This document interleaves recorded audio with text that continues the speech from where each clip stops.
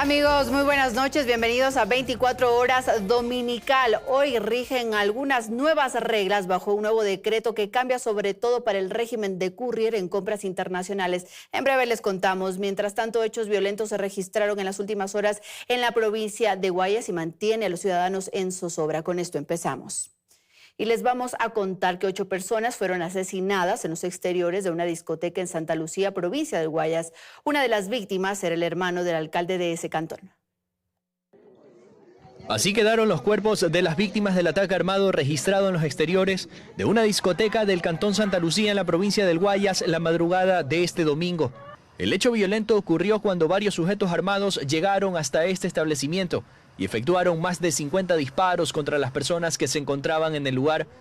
8 personas perdieron la vida en el sitio y varios resultaron heridos, siendo trasladados de inmediato a diferentes casas de salud. Se bajan varios sujetos de este automotor y con armas de fuego, tanto calibre 5.56 como calibre 9 milímetros, realizan disparos a las personas que se encontraban en la parte exterior de esta discoteca. Agentes de la Policía Nacional acudieron de forma inmediata a la zona para iniciar las investigaciones y como parte de los operativos se realizaron varios allanamientos en el sector, donde detuvieron a un sospechoso que portaba un arma de fuego en los alrededores de la discoteca, minutos después de la masacre. Se logró la detención de una persona en un vehículo tipo camioneta doble cabina que estaba portando un arma de fuego sin el permiso respectivo. Se trata de un revólver calibre 38, lo que entrará a investigaciones. No podemos nosotros asumir la participación dentro de lo que es el evento. Entre las víctimas mortales se encuentra el hermano del alcalde de Santa Lucía,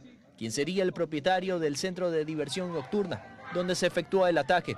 Todavía no podríamos nosotros aseverar exactamente cuál sería, o si sería una motivación directa contra a lo mejor el propietario de la discoteca o si es que se trataría de alguna otra tipo de causa. Con este hecho violento sería la tercera masacre que se produce en la provincia del Guayas en menos de un mes, ya que semanas anteriores en cantones como El Empalme y General Villamil Playas se dieron ataques armados a manos de sicarios, donde aproximadamente 36 personas han sido asesinadas.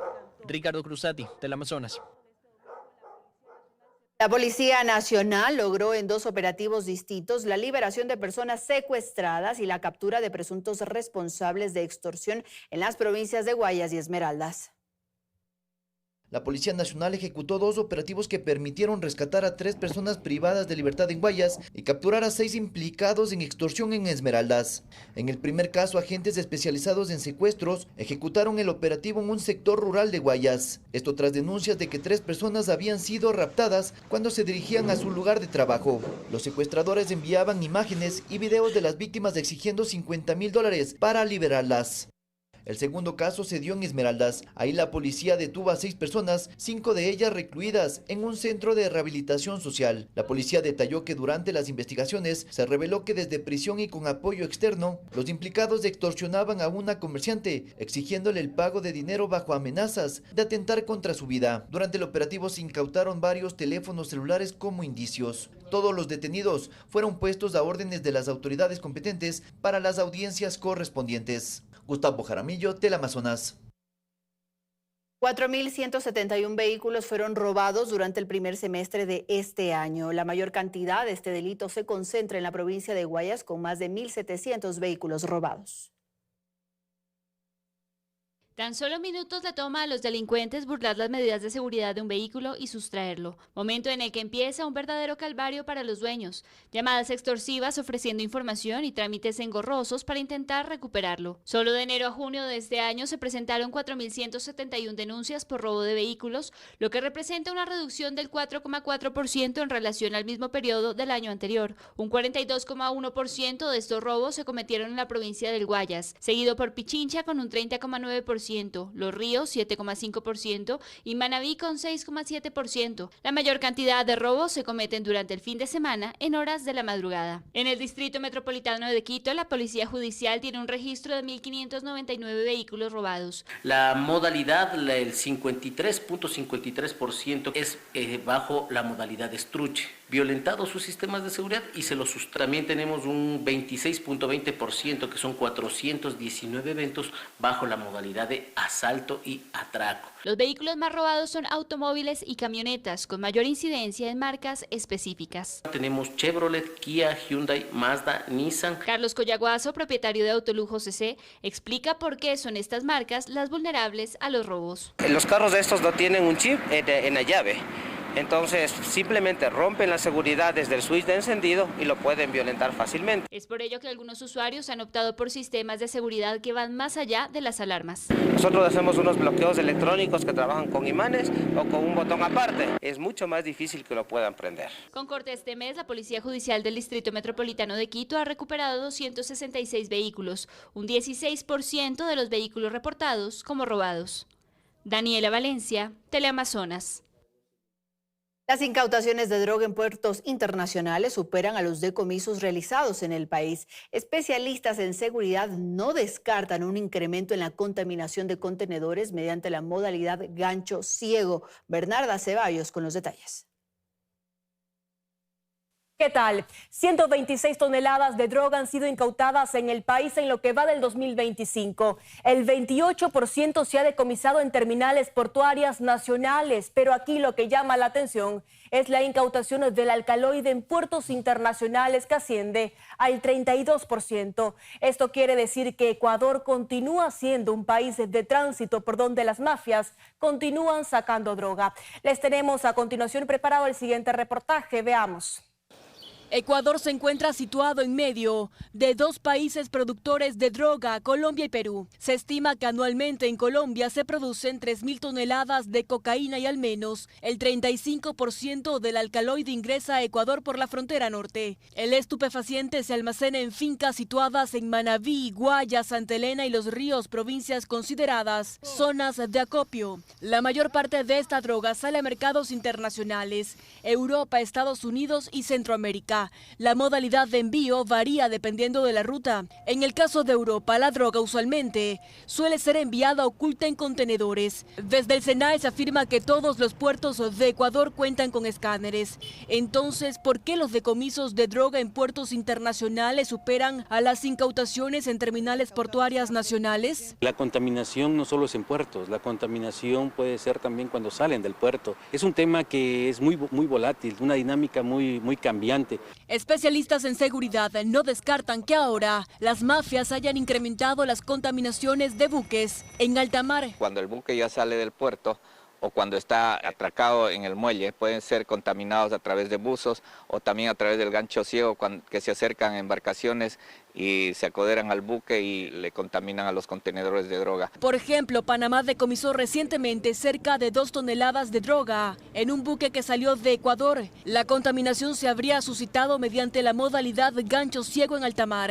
Para evitar esta modalidad de contaminación, especialistas sugieren incrementar las lanchas de patrullaje que tiene la Armada para controlar el canal de acceso a los puertos de Guayaquil y el territorio marítimo ecuatoriano. Son varias millas de canal y yo creo que ahí deberían ir unas 10, 15 o 20 embarcaciones que deberían estar. Es muy limitado lo que tiene la Armada, porque imagínense todo nuestro mar territorial, insular y continental que tienen que custodiar. También se sugiere cambiar constantemente el personal que opera los escáneres en los puertos, ya que pueden ser comprados por las mafias. Bernarda Ceballos, Teleamazonas. Otros temas para ustedes. El Hospital Universitario en Guayaquil reconoció la muerte de 12 neonatos en sus instalaciones. Esto generó que el ministro de Salud solicitara la renuncia del gerente del hospital. También es importante decirles que la Fiscalía General del Estado inició de oficio una investigación previa sobre este caso. Créamelo, no es un calvario, esto es un infierno. En estos momentos la salud es una plegaria. Estas son las palabras de una madre de familia que asiste al hospital universitario para que uno de sus hijos recién nacidos reciba atención. Pero al igual que ella, varios padres de familia nos mencionaron que tienen que pasar por más de un viacrucis ante la falta de atención médica. Y es que recientemente el Hospital Universitario de Guayaquil, mediante un comunicado, confirmó el fallecimiento de 12 neonatos dentro de sus instalaciones. El documento detalla que de ese total, 2 decesos podrían estar vinculados a una bacteria que puede provocar neumonía, infecciones de heridas y otros problemas de salud graves.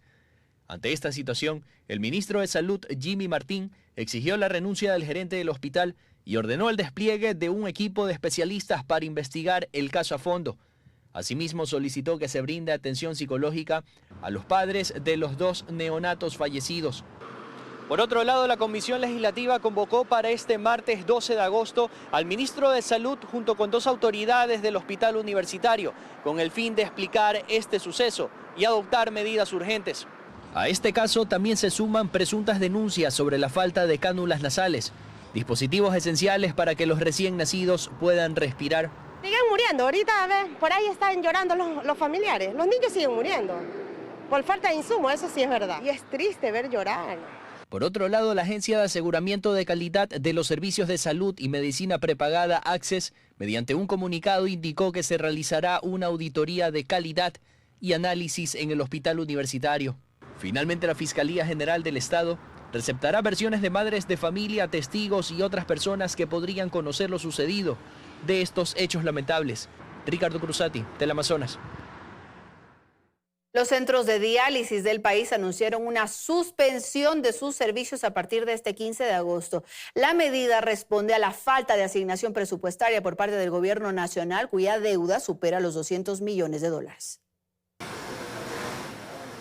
Cortar este flujo sanguíneo del que dependen miles de pacientes en el país por falta de pagos ha sido la decisión que han adoptado los centros de diálisis a nivel nacional, que desde 2023 trabajan a pérdida. Saben que de este riñón artificial depende la calidad de vida de sus pacientes, pero las cuentas se han acumulado, deben a proveedores, entidades financieras y salarios, por lo que su servicio tiene las horas contadas. No tenemos insumos porque los proveedores no quieren seguirnos dando y aumentar la deuda porque no tenemos con qué cubrir.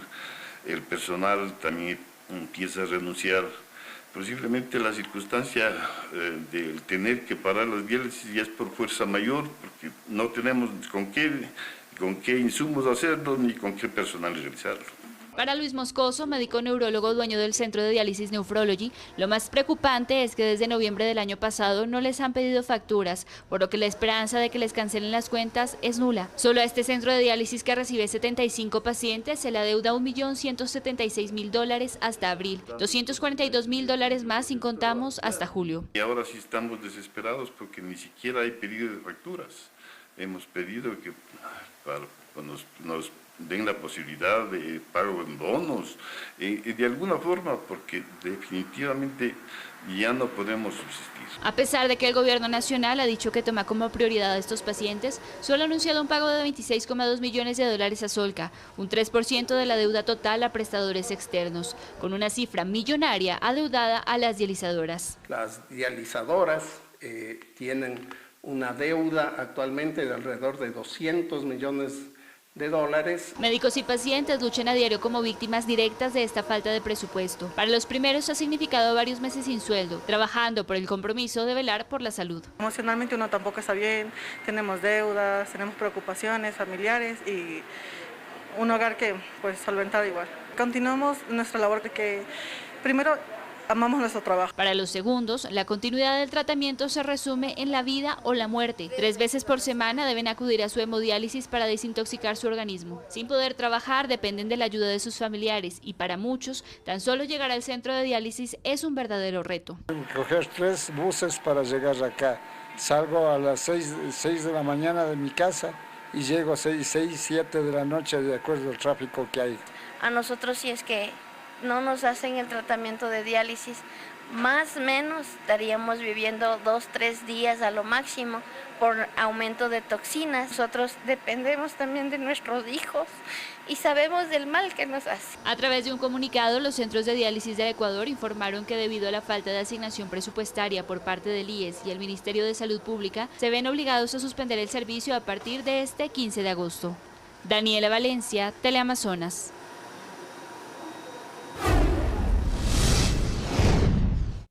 Subcontratista de Progen, Solu Energy, pidió al FBI que investigue a la multinacional, mientras Progen aclaró que nunca tuvo una relación contractual con esa empresa, solo con Astrobrixa.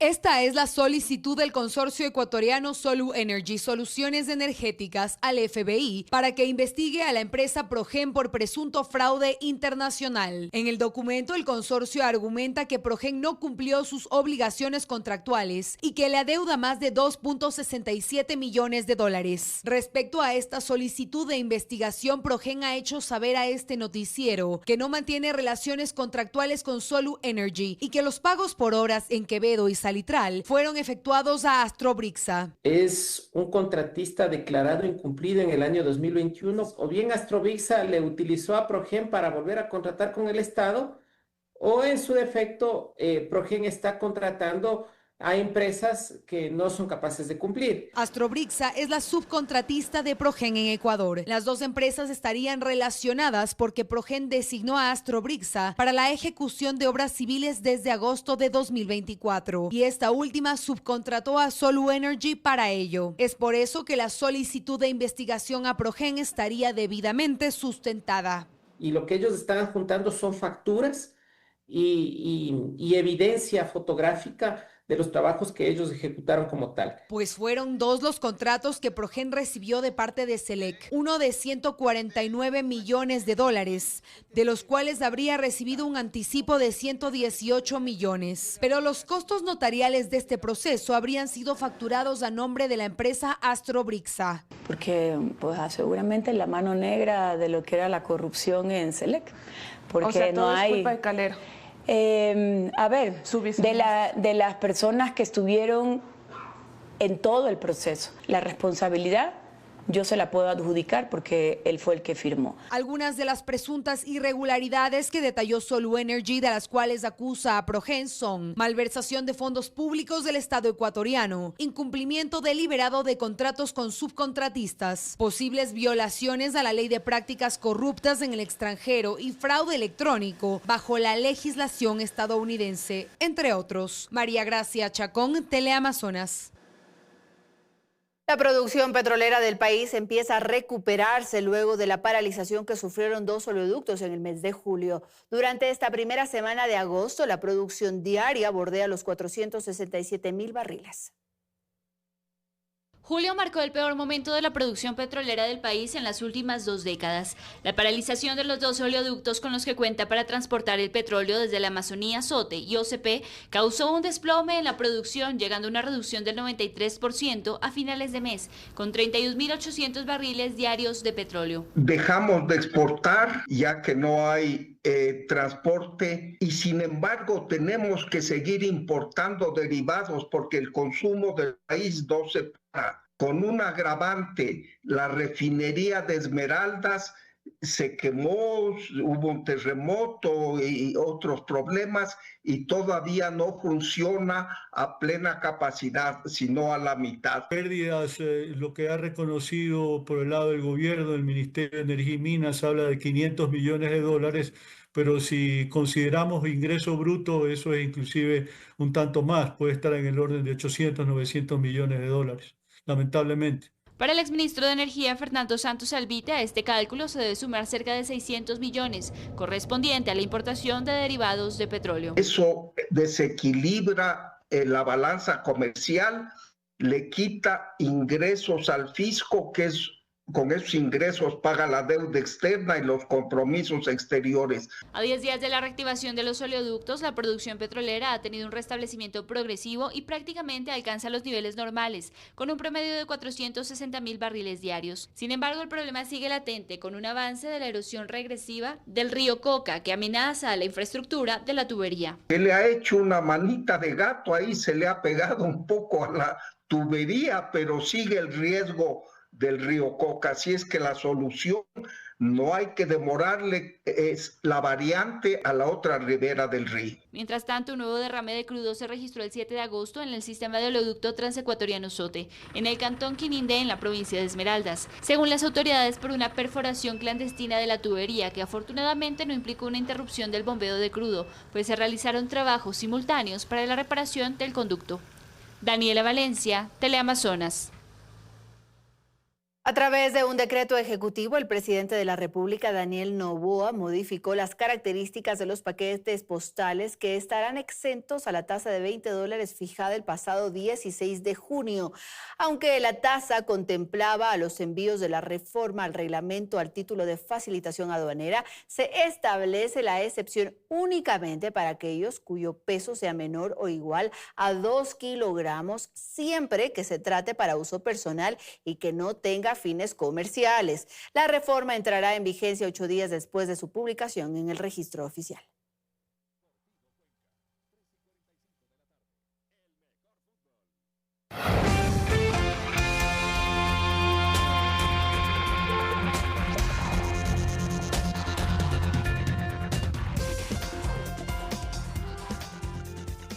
Seguimos aquí junto a ustedes con más información. Tras la emisión del reglamento que regula la conformación de la Asociación de Trabajadores, el Ministerio de Trabajo no permitirá a dirigentes sindicales que hayan sido reelegidos por un periodo adicional. No habrá opción a prórrogas.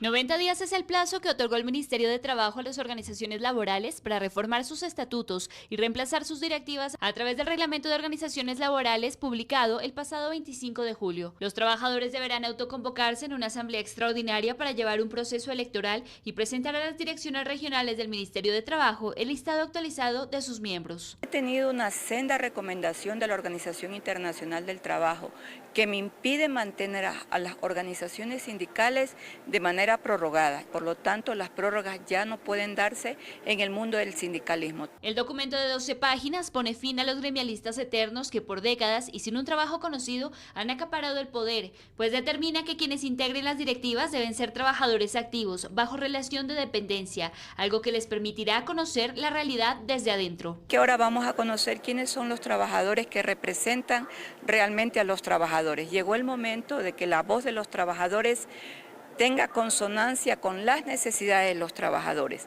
Este cambio de tener a alguien cercano, que sí está en la empresa, que sí sabe de las necesidades, va a actuar en realidad en beneficio de los dos integrantes de una relación colectiva. Además, las confederaciones nacionales de trabajadores que hayan percibido fondos por concepto de cuota obligatoria durante el ejercicio fiscal 2024 deberán presentar el informe técnico y financiero en un plazo máximo de 60 días. Un poco también para entender si en realidad se está cumpliendo con este derecho colectivo, que denominado así es para todos, no solamente para aquellos que doradamente ocupaban los cargos principales. Para fines estadísticos, las organizaciones laborales que no presenten actividad durante 10 años consecutivos serán consideradas como inactivas. Daniela Valencia, Teleamazonas. Atención, porque hasta el próximo viernes 15 de agosto los ciudadanos podrán presentar sus impugnaciones a los 15 miembros de las ternas de las que se va a elegir a los vocales del Consejo de la Judicatura. El Pleno del Consejo de Participación aprobó esta convocatoria en medio de opiniones divididas por la transparencia de este proceso. A través de este video de TikTok que resta la seriedad que el proceso merita, el Consejo de Participación Ciudadana y Control Social anunció el inicio de la fase de impugnación para el proceso de designación de los vocales del Consejo de la Judicatura. La convocatoria fue aprobada por el Pleno en su última sesión, un tema que demostró un Consejo de Participación dividido, con una mayoría que se impuso con la justificación de dar celeridad a la designación. Es importante el avance que se está dando sobre el accionar para poder finalizar un proceso que lamentablemente por el envío de las fuentes ha tenido una demora que jamás la quisimos. La moción para abrir la convocatoria de impugnaciones ciudadanas del 8 al 15 de agosto se aprobó con 4 votos. Los del presidente Andrés Fantoni, la vicepresidenta Yasmín Enríquez y los vocales Joana Verde Soto y David Rosero. Tuvo 3 abstenciones: Gonzalo Albán, Nicole Bonifaz y Piedad Cuarán, quien dijo le preocupa la transparencia del proceso. Se ha hecho público que en el concurso ha existido una inobservancia de un precepto legal debidamente establecido. Dado que al menos 6 de los 15 integrantes de las 5 ternas enviadas por varias entidades del Estado estarían inmersos en una inhabilidad que ignoró la Comisión Técnica de Selección, pues el artículo 77 del Código Orgánico de la Función Judicial determina que quien desempeña cargo en el sector público no puede ser nombrado ni desempeñar un puesto en la función judicial, en lo que incurrirían el actual presidente del Consejo de la Judicatura, Mario Godoy, el presidente de la Corte de Justicia de Pichincha, Fabián Favara, la ministra de Trabajo, Ivonne Núñez, y el director del SRI, Damián Larco. Para eso yo creo que es esta etapa para que los ciudadanos o las organizaciones puedan plantear las observaciones sobre algunas reflexiones que se han hecho aquí. Etapa a la que no permitieron que llegara el último integrante de la terna de la Corte Nacional de Justicia, Edison Toro, pues el pasado 25 de junio Joana Verde Soto mocionó para excluirlo por un tema similar. La terna se devolvió y fue el momento en el que el nombre de Mario Godoy entró en juego. Sí es muy preocupante, estoy de acuerdo que se debería devolver el informe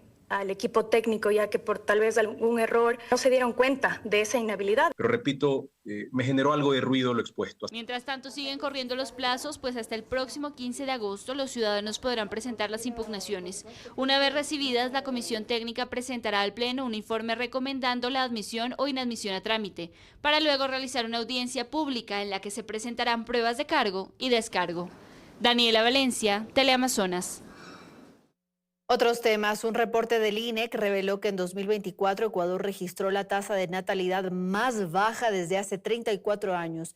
Pichincha, Azuay y Carchi son las provincias en donde se reportó la tasa más baja de natalidad.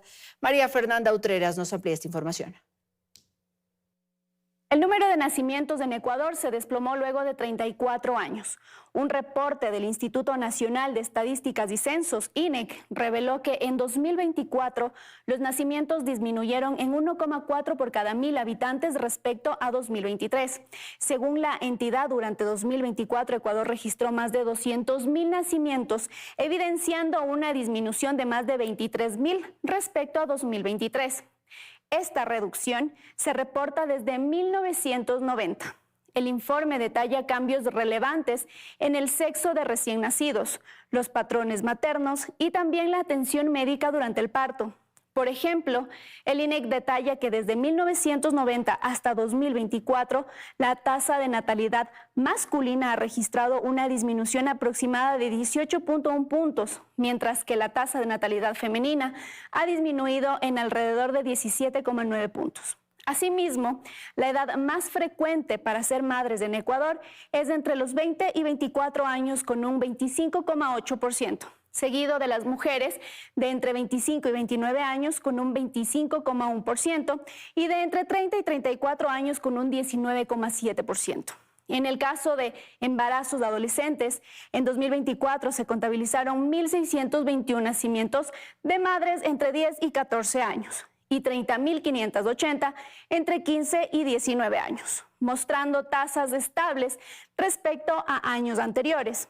Finalmente, entre las provincias con más nacimientos del año pasado fueron Napo, Morona, Santiago y Orellana, mientras que las provincias con la tasa más baja de natalidad fueron Pichincha, seguida de Azuay, Carchi, Tungurahua y Loja.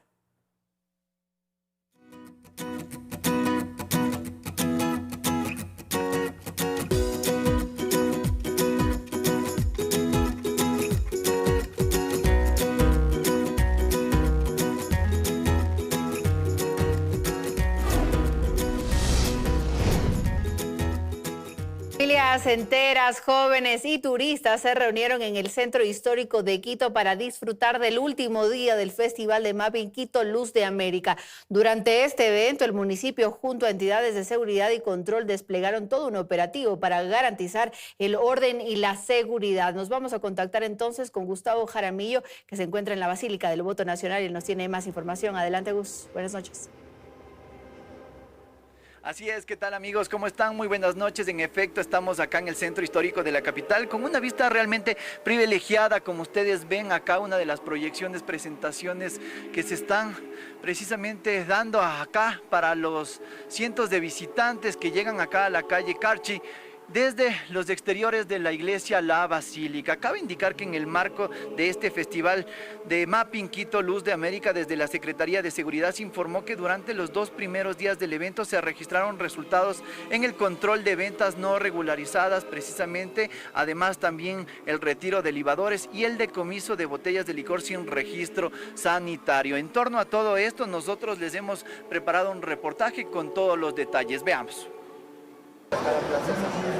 La iglesia de San Francisco se pintó de luces. La tradicional historia de Cantuña se contó con colores. a los más de 60,000 espectadores que acudieron al segundo día del Festival de Mapping Quito Luz de América. Me encanta, estoy contenta que mi ciudad esté festejando esta gran fiesta y muy contenta de ver estas iluminaciones. Las presentaciones, que duran aproximadamente 6 minutos cada una, combinaron tecnología, música y arte visual. Ver tanta arte.